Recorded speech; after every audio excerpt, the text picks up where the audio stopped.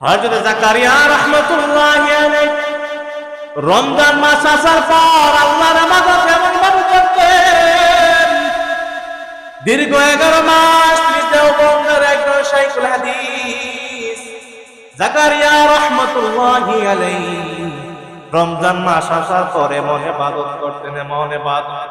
হযরত জাকারিয়া রাহমাতুল্লাহি আলাইহি যখন রমজান মাস চলে আসতো 24টা ঘন্টা আল্লাহর ইবাদতের মধ্যে লিপ্ত থাকতেন।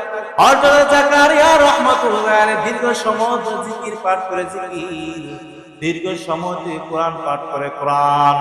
হযরত জাকারিয়া রাহমাতুল্লাহি আলাইহি যখন নাকি রমজান মাস আসে আশেপাশের লোকদের সাথে তেমন বেশি কথা বলেন না, নিজের পরিবারের সাথে তেমন সাক্ষাৎ করেন না, তেমন দেখাশোনা করেন না।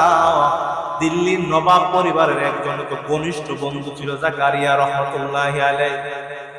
দিল্লির নবাব যখন নাকি রমজান মাস আসলো জাকারিয়া রাহমাতুল্লাহি আলাইহি সাথে দেখা করার উদ্দেশ্যে দেওবন্দ মাদ্রাসায় যখন নাকি চলে আসে, দেওবন্দে আসার পর ওই দিল্লির নবাবকে এলাকার মানুষ জানিয়ে দেন, এর নবাব বংশের লোক, তুমি কেন রমজান মাসে আসলে? এখন কি তুমি জানো না রমজান মাস বলে জাকারিয়া কারোর সাথে দেখা করে না?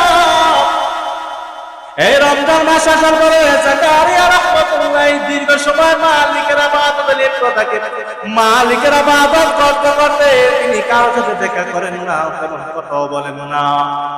নবাব বংশের লোক নাকি আসর পর্যন্ত, ফজর থেকে আসর পর্যন্ত জাকারিয়া রাহমাতুল্লাহি আলাইহির জন্য অপেক্ষা করে, কিন্তু দেখা করার সুযোগে নাই।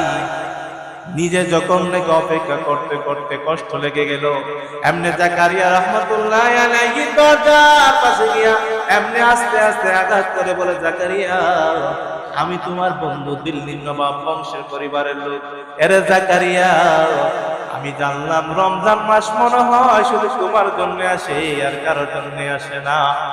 এমনি লোক যখন কথা বলে এর দ্বারা বুঝাইতে চায় রে জাকারিয়া রমজান মাস আসার পর তুমি আল্লাহর ইবাদত বন্দেগীতে লিপ্ত হয়ে গেলা, নিজের পরিবারকে সময় দাও না, নিজের আশপাশের লোকদেরকে সময় দাও না।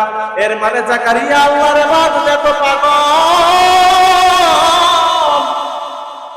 জাকারিয়া রাহমাতুল্লাহি আলাইহি মালিকের বন্দেগী ইবাদত এমন ভাবে করে রমজান মাসের প্রত্যেকটা ফজিলত অক্ষরে অক্ষরে আদায় করতে থাকে।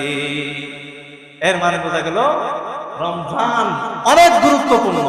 এই রমজান কি করা যাবে না, কোনোভাবে রমজান আমাদের হাত ছাড়া করা যাবে। মদিনাওয়ালা নবী জানিয়ে দেন উম্মতের রমজান মাস আসার পর তুমি উম্মত যদি নিজের গুনাহ মাফ করাইতে না পারো, এর উম্মতের দল তোমার মতো নাফরমান জমিনের উপরে আর কেউ নেই।